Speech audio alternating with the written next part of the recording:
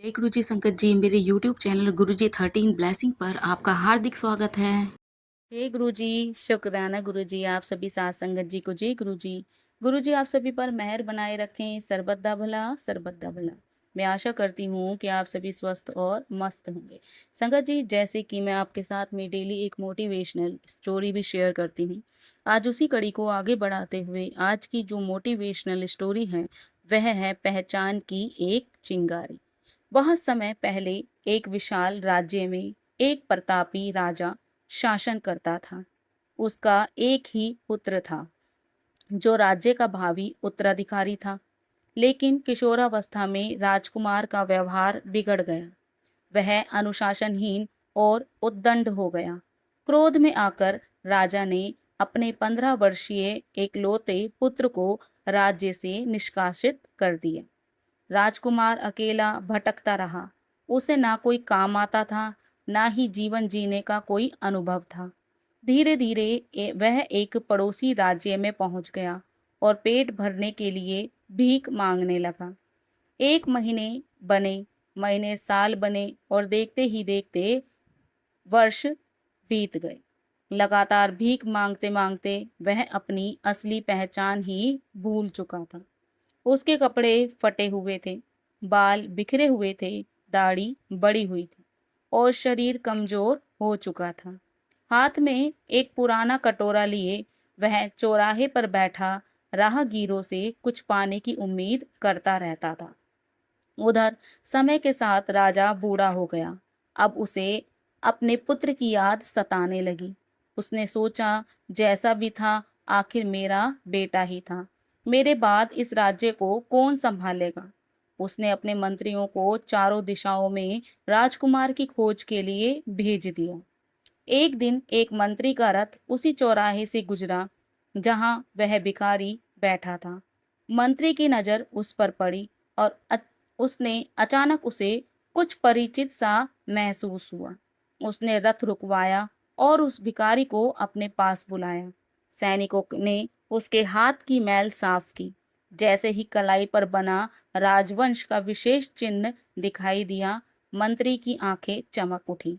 वह तुरंत रथ से उतरकर उसके चरणों में झुक गया और ऊंची आवाज में बोला, राजकुमार की जय हो। बस उसी क्षण सब कुछ बदल गया। जो व्यक्ति अभी तक झुकी कमर और बुझी आंखों के साथ खड़ा था, उसकी चाल बदल गई। उसकी कमर सीधी हो गई, आंखों में तेज आ गया और चेहरे पर आत्मविश्वास चमकने लगा। वह अब स्वयं को भिखारी नहीं, एक राजकुमार समझने लगा था। कटोरा उसके हाथ से कब छूटा, किसी ने नहीं देखा। वह रथ पर चढ़ा और दृढ़ स्वर में बोला, हमारे स्नान और वस्त्रों की व्यवस्था की जाए। लोग आश्चर्य से यह परिवर्तन देख रहे थे। वास्तव में बदला क्या था? केवल उसकी पहचान। परिस्थितियां बची थी, परिस्थितियां वही थी, शरीर वही था, लेकिन उसे अपनी असली पहचान याद आ गई थी। हमारे जीवन की कहानी भी कुछ ऐसी ही है। हम भी संसार में छोटी छोटी खुशियों, प्रशंसा और सुविधाओं की भीख मांगते रहते हैं। हम भूल जाते हैं कि हमारे भीतर असीम शक्ति, आत्मविश्वास और आनंद का खजाना छिपा है। जिस दिन मनुष्य को अपने वास्तविक स्वरूप और सामर्थ्य का बोध हो जाता है, उसी दिन उसके हाथ का भीख का कटोरा छूट जाता है और वह अपने जीवन का राजा बन जाता है। इस कहानी से हमें शिक्षा मिलती है, मनुष्य की सबसे बड़ी गरीबी धन की नहीं, बल्कि उसकी अपनी असली पहचान को भूल जाने की है। जिस दिन आत्मविश्वास और आत्मबोध जाग जाता है, उसी दिन जीवन बदल जाता है। जो स्वयं को पहचान लेता है, वही सफलता और आनंद का सच्चा अधिकारी बनता है। जय गुरु जी, शुक्राना गुरु जी। बहुत ही प्यारी मोटिवेशनल स्टोरी थी।